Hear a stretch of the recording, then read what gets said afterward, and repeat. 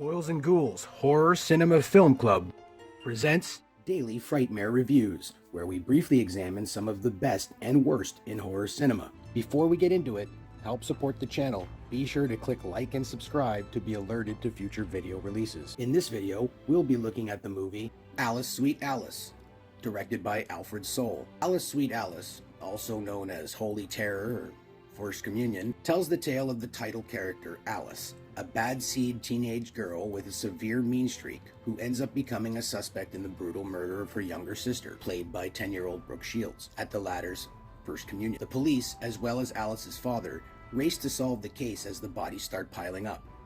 This movie is vintage and strangely resembles the slashers that will follow several years later throughout the 1980s. This American flick is very similar in tone to many of the giallo films that were coming out of Italy in the early 1970s. Starring a young Brooke Shields and riding the Catholic horror wave that flooded the theaters in the mid-70s, Alice Sweet Alice is not a bad little horror pick.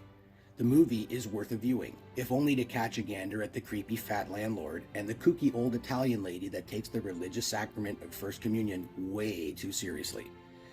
The movie was originally released in 1976 at the Chicago International Film Festival as Communion, and then retitled as Alice Sweet Alice for its theatrical release in 1978. After Brooke Shields became a big star in 1979, the movie was re-released yet again in 1981 under the title Holy Terror, and had Shields at the center of all the marketing, despite the fact that she's only in the film for about 10 minutes. Whatever the title, see the movie, but just in case, be sure you head straight to confession afterwards. 2 stars. Thanks for watching, and we hope you'll join us for our next video review.